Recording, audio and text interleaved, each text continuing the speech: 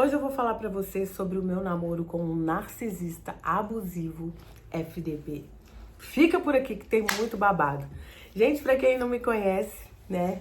Meu nome é Camila Malta, eu viralizei aqui no YouTube, no TikTok, contando sobre o meu casamento com o americano e da minha deportação. Mas o que eu queria falar pra vocês, gente, quem chegou aqui por causa daquele vídeo, eu sou muito mais do que o casamento com o americano ou a deportação. Eu sou terapeuta, eu sou formada em marketing, eu já trabalhei em multinacional, eu sou formada em, como é que chama aquele negócio? Personal style.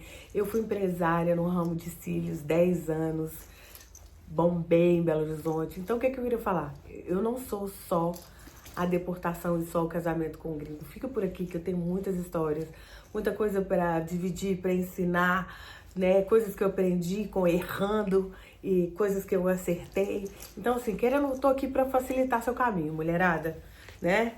E escrevi um livro também, Cabelo de Bombril. Então vamos lá, A Venda no Amazon, que conta toda a minha história. Como que foi esse um ano da minha vida que eu passei com esse narcisista ordinário da peste? Gente, isso é a pior coisa que pode acontecer na vida da mulher. Mas eu acho que Deus fez eu passar por isso para eu ter propriedade para falar com mulheres que estão passando por isso. Se seu namorado é tóxico, abusivo, ou você desconfia disso, fica por aqui que você vai entender. Eu vou te dar todas as dicas e tudo que eles fazem, né? Que às vezes a gente acha que tá ficando louca, né? Eles começam até a fazer isso. A gente acha que tá ficando louca, que é a gente que é o problema, mas não é a gente que é o problema. São eles que são doentes, precisam se tratar. Mas pelo que eu já ouvi falar, o narcisista que eu namorei, ele já tinha 55 anos. Eu tinha 30 na época, 30, 31. Eu era bem mais nova, né? Não tinha essa maturidade toda, né, pra identificar. Eu sabia que não tava legal, mas a carência, né, te faz coisas. Eu conheci ele, foi numa época que eu tava na igreja, né, na igreja evangélica, perto do o pai do meu filho tinha morrido há alguns anos. Não, alguns anos não, acho que recentemente, quando eu fui pra igreja, aí eu sofrendo muito, fui pra igreja evangélica, cheguei até me batizar, né, não sou da igreja mais, mas a minha relação com Deus não acaba, cada vez mais forte. Não curto religiosidade, né? Tive algumas decepções com a igreja, não com Deus, nunca. Então esse vídeo não é sobre religião, mas por que eu tenho que contar que eu tava na igreja? Porque eu conheci ele num retiro espiritual da igreja. É espiritual que fala? Da igreja evangélica? Não sei. Tipo uma clínica da alma que chamava. Eu fui pra esse retiro e tal. E passamos o final de semana todo, palestra, orando, e ele tava. E eu via, tipo assim, ele tava do meu lado algumas vezes, eu via, era mais mulheres, por isso que eu prestei atenção nele. E ele chorava muito e tal, nas dinâmicas lá e tal. Aí eu comecei a reparar, e eu sou curiosa, eu falei, gente, o que será que esse homem passou na vida, né? E aí uma hora a gente tava fora do culto, ou na hora de almoço, sei lá, e tal, ele tava perto de mim, a gente começou a conversar, né? Eu até curiosa pra saber da vida dele, não tava interessada em nada com ele, não, e a gente começou a conversar. Ele, por coincidência, eu fui contar minha história pra ele contou a dele, não via a filha dele há anos, e tal, né? A vítima, como sempre, o narcisista sempre é vítima das mulheres, tá? Das ex-namoradas, tudo louca, né? Os filhos não quer ver, é tudo ingrato. Aí depois que você vai entender o rolê, né? Aí você fica com dó, a princípio, né? Você fala, nossa, né? Tadinho, né? Que mulherada ruim. Aí depois você vai entender por que tá sozinho, por que não pode ver a filha, por que geralmente alguma merda ele fez e sempre fala. Uma das dicas já começou, que as ex são malucas, a mãe do filho, a mulher queria engravidar, queria dinheiro e tal. Eles tiveram relação uma vez, ele nem acreditava que a menina era filha dele, e aí vai. E ele trabalhava nessa igreja, uma grande igreja aqui da minha cidade. Ele era engenheiro da igreja. Acredito que seja até hoje. O perigo de ter passar os rodantes das irmãs, tudo. Gente, e aí ele se interessou por mim, pegou meu telefone, e tal. E eu, carente e tal, começou a mandar mensagem, me chamou pra ir jantar, sair pra jantar, que ele faria um jantar na casa dele. Pra mim, eu falei, pô, conheci na igreja, né? Deve ter problema eu jantar na casa dele. A maior ilusão, viu, gente? Se conhecer na igreja e achar que é santo. Porque o que mais dá na igreja é doente, né? É lobo vestido de cordeiro. E ele era o típico. E aí eu fui jantar, ele fez um jantar uma delícia. A casa dele era uma gracinha, colocou a mesa na beira da piscina, tinha um labrador, né? Então eu comecei a ser mulher romântica, né? Eu me sentia assim naqueles comercial de margarina. Mas aí, primeira coisa que eu fui achando assim, a gente não saía. Tudo era na casa dele. Eu acho que nesse um ano que eu fiquei com ele, a gente saiu 2 vezes. Um para um jantar da igreja e a outra porque eu briguei demais, pedi demais, fomos numa pizzaria. Mesmo assim, ele sempre falava que não tinha dinheiro. Mas chegava com um colar de ouro da igreja que comprou de um irmão que estava em promoção. Nunca tinha dinheiro para fazer nada. Sempre sem dinheiro. Era só lanche na casa dele.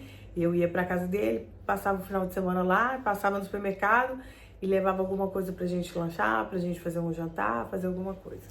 Todo final de semana, a mesma coisa. É desse jeito. Nunca tinha dinheiro pra nada. E aí, como que ele começou a se mostrar? No início, gente, ele era um príncipe. Ele era um príncipe. E ele era careca, meio careca. Sei que é esse careca que só tem cabelo assim, sabe? Mas andava todo jovial, engenheiro da igreja e tal. E tinha um sotaque chileno e tal. Morava no Brasil desde criança, mas tinha um sotaque. Uma amiga minha uma vez falou e é verdade. Ele mantinha, até isso era uma técnica dele para ele conquistar a mulherada, o sotaque espanhol. Já era para ele ter perdido esse sotaque há 1000 anos, né? Mas não, o sotaque tava lá, né? Pra ficar com aquele quesinho de gringo, né? Então, no início, ele era um príncipe. Fiquei super apaixonada. Eu tenho uma amiga minha que conta até hoje, rindo, que quando viu que a nossa diferença... Então, eu tenho 46 e todo mundo fala que eu aparento ser mais nova. Então, imagina eu com 30. Eu aparentava ser mais nova ainda. Então, a nossa diferença de idade junto era gritante. Tipo assim, parecia ser meu pai. E aí as pessoas, né, falavam e tal. E aí tem uma amiga minha que fala assim, Camila, quando eu vi esse homem, eu falei assim, o que que você... Eu falei, minha amiga tá cega, louca, alguma coisa. E eu achava ele lindo, quando eu tava apaixonada com ele. Como o amor é cego, né, gente? Aquele filme é a maior verdade da história, é o amor é cego, cego mesmo. Eu achava ele com coroa mais gato do universo. Eu lembro que eu falei assim pra minha amiga minha, ele é mais do que eu sonhei pra mim. Tem base. Ele é mais do que eu sonhei pra mim. Aí tá. Aí depois que o narcisista é assim. Depois que ele vê que a mulher tá apaixonada, acabou. Aí é que ele começa. Primeiro ele é um príncipe. Aí é que ele começa a mostrar as asas. Te fecha naquela redoma. Você tem que estar sempre disponível pra ele. Quando você marca alguma coisa com as suas amigas, ele fala, mas eu ia te chamar pra gente fazer isso e isso. Mas você tem esse compromisso, né? Uma coisa que você sempre quis fazer, ele nunca quis fazer. Aí ele marca, ele quer que você faça no dia que você tem algum compromisso, pra você largar e ficar com ele, entendeu? Ele começa a fazer críticas, né? Porque ele quer te colocar pra baixo, mais pra ele se sentir melhor, ainda mais no nosso caso, na nossa diferença de idade. Ele criticava a minha risada, ele usava a Bíblia pra criticar o meu jeito, a minha risada, meu comportamento. Minha risada era de pomba-gira, tem base? E eu sou super alegre, eu fui começando a ficar triste.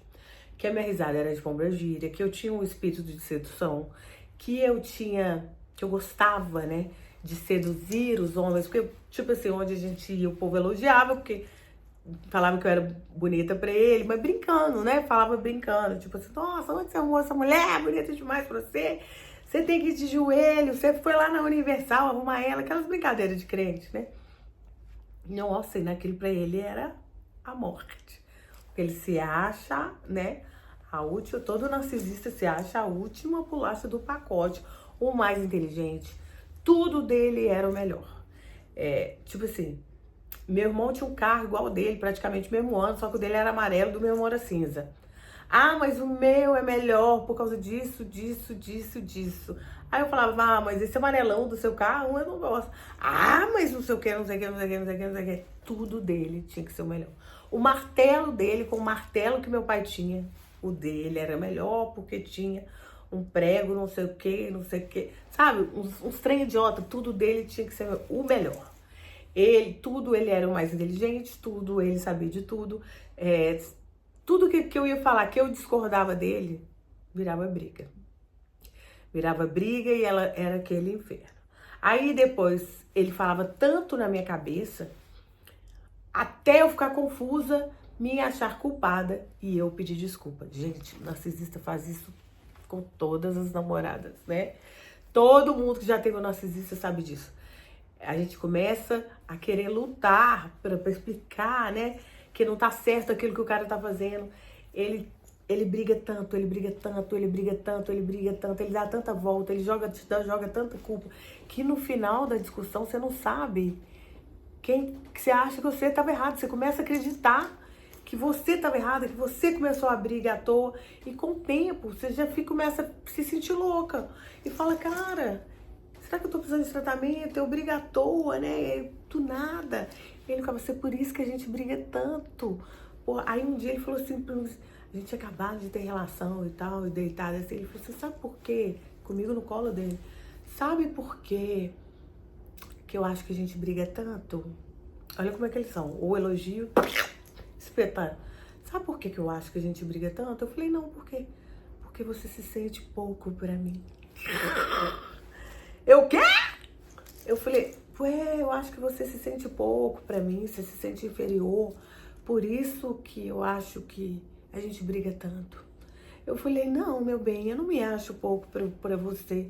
Pelo contrário, eu me acho até muito pra você. Eu sou nova, bonita, trabalho, sou independente, trabalhava numa multinacional, na Ferrocher, chocolate, tal. Né? E faz mó vista, salário que é bom, era pouco, mas faz mó vista, né? Carro da empresa, celular da empresa, então, tipo assim, eu falei assim, eu acho até muito pra você, sou menina bonita, inteligente, independente, né? Te ajudo em tudo. Não acho que eu sou pouco. Então, é por isso que você se acha muito pra mim. Aí, minha filha, o pau começou a quebrar, aí começava a gritar, meu filho. Era meia hora gritando na minha orelha, era meia hora gritando e xingando e sapateando e não sei o que, não sei o que, não sei o que. E um dia a gente nessa discussão na casa dele, eu queria ir embora. Aí eu falei, eu vou embora. E ele, não, você não vai embora e tal. Eu fui no banheiro fazer xixi, ele entrou pra dentro do banheiro, trancou a porta e ele deve ter ficado uns 40 minutos gritando na minha orelha. Ele só parou de gritar depois que a voz, acho que Deus iluminou e a voz dele falhou. Que ele parou de gritar no meu ouvido. E não queria deixar eu embora de jeito nenhum. Essa foi a última vez. Isso que eu falei, eu vou embora dessa casa, eu não volto nunca mais. Que é perigoso esse homem um dia fazer um trem comigo aqui. Nunca me encostou fisicamente, não. Acho que até por causa do cargo dele na igreja, porque eu acho que se não fosse isso, eu sabia que eu, né, ia sair gritando pros quatro cantos se ele fizesse alguma coisa comigo. Mas os gritos, os abusos psicológicos era terrível. Implicava com meu filho e falava que não. Implicava com o meu jeito de criar meu filho. Implicava, nossa, gente, mas implicava tudo. Eu fiquei tão estressada, aí eu fechando coisa. Eu fiquei tão estressada que meu cabelo deu um buraco de estresse na cabeça. Sabe o povo que cai cabelo? Fez um buraco assim, ó. Aí ele brigava. Quando eu terminava, ele vinha, chorava, esperneava, né? E a gente voltava. Mas parece que a gente fica viciada nas migalhas que eram boas, né? Porque quando no início era bom. Aí quando você tá saindo fora, ele vem e te dá, igual uma comidinha de rato, te dá um queijinho bom, pra você lembrar como era bom no início. Aí você fala, nossa, né? Quem sabe ele não volta a ser aquele cara de antes. Você fica naquela ilusão, aí você resolve dar mais uma chance. E aí você fica nesse vício, e nisso foi um ano. Graças a Deus só um ano, porque eu vejo mulheres aí que eu conheço 10 anos, uma vida, e não consegue sair fora de um relacionamento narcisista, né? Conheço mulheres casadas que vai morrer desse jeito. E é muito triste isso para uma mulher, passar uma vida inteira vivendo isso. O narcisista, ele chupa uma mulher, ele suga, né? Eu conheço mulheres que sugaram, você vê que elas perdem a vitalidade, elas envelhecem, né? Você vê uma mulher que namora com um narcisista, ela tá apagada. Ela tá apagada, ela tá murcha. E depois, mulheres que conseguem sair fora, parece que a luz volta pro corpo, o brilho no rosto, a alegria do olhar.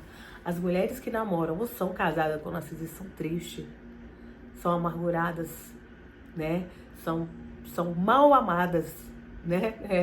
É o título certo, mal amadas.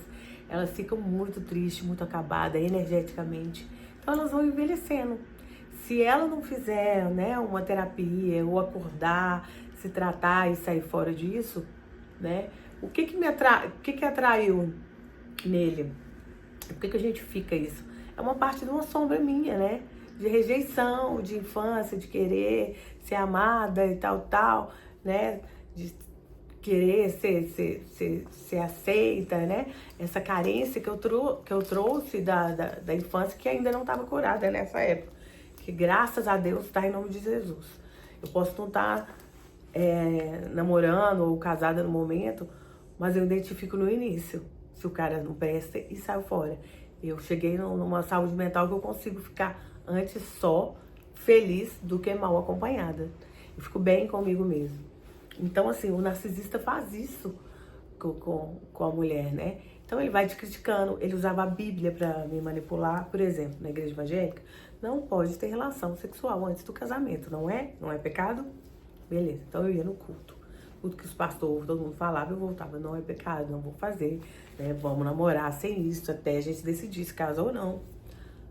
Mas não, com ele, eu podia ter relação. Olha como é que ele era falso crente. Eu podia ter relação com ele, porque ele já me tomou como mulher. Ele já me considerava a esposa dele. E que na época da Bíblia, não existia documento de casado civil. Os homens tomavam as esposas como mulher e assumiam elas como mulher. Olha que picareta, gente. Hoje eu fico vendo. Era desculpa pra gente ter relação sem casar. Era desculpa dele. Ó, andar era só no meu carro para economizar gasolina, porque eu andava no carro da empresa. Ele só andava no meu carro. Lanche, pá, compra aí. Passa no supermercado, traz lanche, não compra isso que eu vou te pagar. Passa no seu cartão, depois eu te dou. Aí foi passando o cartão. Um dia eu fui pagar meu cartão, aí eu tava sem dinheiro, faltou uns R$200. Falei, pô, já comprou tanta coisa, né, no meu cartão. E falava, depois te pago e tal. Aí eu falei, vou pedir pra ele emprestado. Daí que ele vai falar, não, né, tal, paga lá, e, né, não me cobrar. Ele falou, olha, vou te emprestar. Mas você vai me pagar mesmo? Olha como é que eles são, gente. Mas você vai me pagar mesmo? Aí eu falei, filha da puta. Aí você vai percebendo. E vai anotando. Eu falei, Aí eu fui me preparando pra largar ele. Aí eu fui fazer terapia. Falei, vamos fazer terapia de casal? Eu ainda tinha esperança. Eu paguei a psicóloga, eu fui, contei pra psicóloga tudo que estava acontecendo.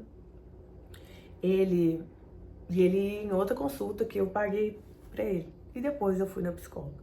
A psicóloga falou comigo, olha, se tudo que você falou dele é verdade, ele é um psicopata, ele tem algum grau de psicopatia, né? Ele é um bipolar com grau de psicopatia. Um narcisista com grau de psicopatia, porque chegou aqui um príncipe. Só fala bem de você, do seu filho, só tem coisas boas pra falar. Um gentleman. Só que graças a Deus era uma mulher madura, né, experiente. Ela falou, se tudo que você falou é verdade, corre, né, porque ele tem um grau de psicopatia. Ela falou assim, você tá tendo crise aí com 1 ano de namoro, de casais de 10, 15 anos, 20 anos de casado. É isso que você quer pra você? Você é nova. Ela falou, você é nova, bonita, cheia de vida. O vermelho pra você não é vermelho. É brilho, é ofuscante. Você não chega, você estreia. Ele vai te apagar. Menina, aquilo foi a mesma coisa dela ter tirado de mim um espírito obsessor. Um véu da minha cara. Puf! Tipo, eu caí na terra de novo e voltei. Eu acordei, eu falei, o que eu tô fazendo da minha vida? Ela, o que você tá fazendo da sua vida? Sai fora. tem nada que te prende esse homem, não te banca, não te dá carinho, ainda tá te deixando louca. É isso que você quer? Não é bom pra você, não é bom pro seu filho, não é bom pra nada. Tá te deixando louca, sai fora. Aí eu terminei. E aí ele ficou um tempinho atrás de mim, fazia a rota de vendas que eu fazia, esperava na porta do supermercado, sabe? Aí chorava, e nananã, inventava que entrou ladrão na casa dele pra mim ir lá, inventava que tava doente. Aí eu falei, mas entrou ladrão e eu não sou polícia, quer que eu ligue pra polícia? Ai, tô doente, tô passando mal. Ele deu uma pirada, sabe? Quando ele viu que eu não queria mesmo, às vezes é assim. Aí vai te infernizar, velho. Aí eu pisei firme mesmo, não voltei, e aí você vai se livrando dessa droga, desse vício que é namorar um narcisista. É um vício, a gente acostuma, né? Então, mulherada, eu tô contando a minha história pra vocês entenderem, e eu espero que sirva, que muitas mulheres que estão passando por isso, né, assistam esse vídeo e acordem pra vida. A vida é um sopro. Nada vale a pena se sofrer esse tipo de abuso, mesmo que não seja físico. O psicológico dói tanto quanto o físico. Dói tanto quanto o físico. E pode acabar com você e com a sua vida. É dia após dia, depois vira ano, depois vira mês, depois vira ano, depois vira anos que você perdeu da sua vida. Sempre é tempo de recomeçar. E sempre há uma luz no fim do túnel. Não tenha medo de ficar sozinha, não ache que não vai dar conta se o problema for financeiro, né? Se programe, se estabilize, né? Para sair de casa, para trabalhar, né? Vai fazer um curso, vai tentar, né? Pede ajuda, né? Tem ONGs, né? Que ajudam mulheres se colocar de novo, né? Fazer curso, se colocar de novo à disposição no mercado de trabalho e por aí vai. Sempre, sempre tem. Eu sei que é muito difícil, não tô falando que é fácil, mas difícil é perder a vida inteira do lado de um merda desse. É perder seu sorriso, seus momentos de alegria, né? Principalmente se vocês têm filhos, gente. Filho sofre muito com isso. Graças a Deus eu não era casada, então não afetou muito meu filho, mas meu filho tinha pavor dele, entendeu? Porque ele também era insuportável com meu filho. Então hoje eu entendo, mas na época eu não enxergava, né? Porque é sempre assim, despistado de carinho, as alfinetadas. Despistado de carinho, de proteção. Então é isso, mulheres. Mesmo se vocês tiverem filho, cuidado com seus filhos, porque eles podem crescer com muitos traumas. E o homem narcisista ou a mulher, gente, isso também serve. Tem mulher também assim, tá? Não é só homem, não. O homem narcisista ou a mulher narcisista num casamento pode fazer estragos, muitos estragos na cabeça dos filhos também. Crescer aí meninos traumatizados ou narcisistas também, de tanta convivência e achar que isso é normal, né? Tive muito caso de criança que foi criada por narcisista, o pai ou a mãe, que fica todo detonado emocionalmente, tem que ir se tratar, né? Então eu queria contar a minha história, porque eu sei que milhares de mulheres passam por isso todo dia, no Brasil e no mundo. Meu beijo, eu vejo vocês, tá? Eu sou terapeuta também, né? Atendo online com constelação familiar, terapias e etc. Ofereço aqui o meu trabalho e a minha ajuda, se alguém precisar. Um beijo, curte esse vídeo, manda pras amigas e bora ser feliz. Tudo na vida vem a mim, com facilidade, alegria e glória. É o meu mantra de todo dia. Repete também. Tudo na vida vem a mim, com facilidade, alegria e glória, Maria. Beijo. Ó o pig ali.